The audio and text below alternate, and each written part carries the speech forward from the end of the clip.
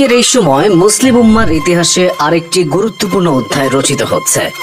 একদিকে বসে আছে এক দানব যে আগ্রাসন, নিপীড়ন আর অন্যায়ের প্রতীক, আর অন্যদিকে উঠে দাঁড়িয়েছে এক সাহসী জাতি, এক দ্রোহী শক্তি, ইরান। ইরান শুধু একটি রাষ্ট্র নয়, এ এক প্রতিরোধের নাম, এ এক ব্যথিত মানুষের আর্তনাদে জেগে ওঠা বিজয়ী আত্মার নাম।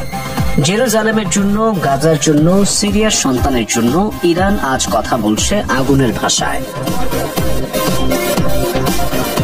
যারা ভেবেছিল মুসলিমরা চিরকাল নিঃস্ব, নিঃশব্দ, পরাজিত থাকবে, তাদের জন্য ইরান আজ এক জীবন্ত জবাব।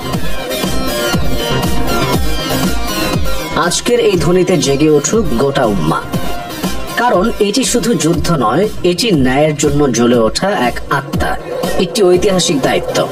সম্প্রতি ইরান দাবি করেছে তারা তাবরিজ শহরের আকাশে ইসরায়েলের একটি F-35 স্টিলথ ফাইটার জেট ভূপাতিত করেছে। এই দাবিটি নিছকই প্রচারণা নয়, এটি ইরানের শক্তিশালী আকাশ প্রতিরক্ষা ব্যবস্থার বাস্তবতা। বাভার 373, সায়াদ, S-300 এসব দেশীয় ও আন্তর্জাতিক প্রযুক্তির সমন্বয়ে করা ইরানের ডিফেন্স সিস্টেম আজ সত্যিকারের এক আত্মনির্ভর যন্ত্র। যেখানে যুক্তরাষ্ট্র মধ্যপ্রাচ্যে রণতরী পাঠাচ্ছে, রিফুয়েলিং বিমান মোতায়েন করছে, সেখানে ইরান শান্ত কিন্তু প্রস্তুত। ইরান জানে সরাসরি যুদ্ধে জিততে শুধু মিসাইল নয়, কৌশলও লাগে, আর সেই কৌশল তাদের রক্ত। ইসরায়েল যতবার ইরানের অভ্যন্তরে হামলার চেষ্টা করেছে, ততবারই তারা প্রতিরোধ পেয়েছে। শুধু তাই নয়, ইরান পাল্টা জবাবে দেখিয়েছে তাদের ড্রোন শক্তি ও ক্ষেপণাস্ত্র বাহিনীর ব্যাপক ক্ষমতা। 1500 মাইল রেঞ্জের ড্রোন, হাজার হাজার মিসাইল, এগুলো কল্পনা নয়, বাস্তব।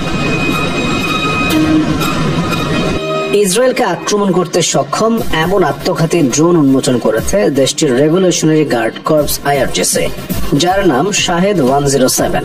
খবর তাসনিম নিউজের।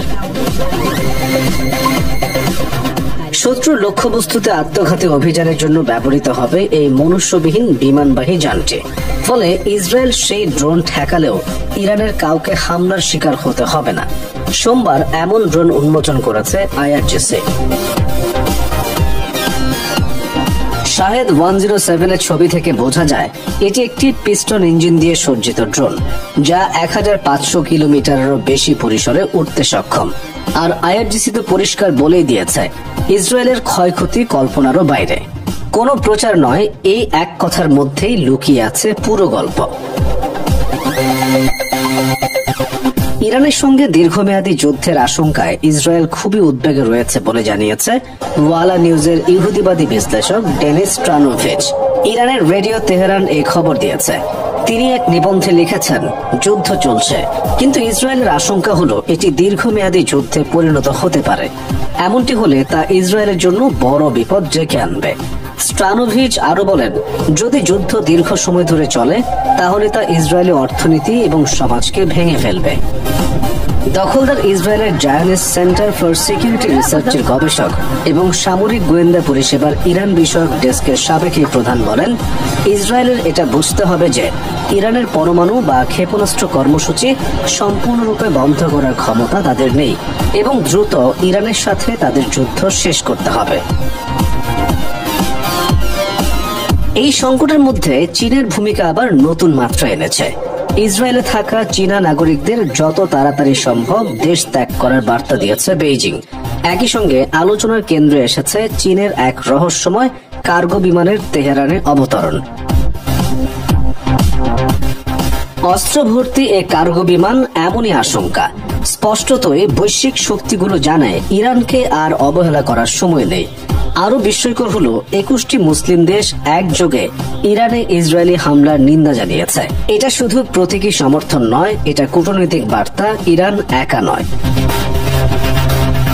ফ্রান্সের প্রেসিডেন্ট ম্যাক্রো সতর্ক করেছেন, ইরানের সরকার উৎখাতের যে কোনো চেষ্টা হবে একটি কৌশলগত ভুল। এই বাস্তবতায় প্রশ্ন হচ্ছে, ইসরায়েল কি আর সেই অজেয় শক্তি, নাকি এক নতুন বাস্তবতায় ইরান নিজেদের অবস্থান পোক্ত করছে? এই যুদ্ধ শুধু সীমান্তের নয়, এটা আত্মমর্যাদার লড়াই। একদিকে দখল, ধ্বংস আর অমানবিকতার প্রতীক, অন্যদিকে ইরান প্রতিরোধের প্রতিচ্ছবি, সাহসের কাব্য, মুসলিম উম্মার অবিচল আশ্রয়।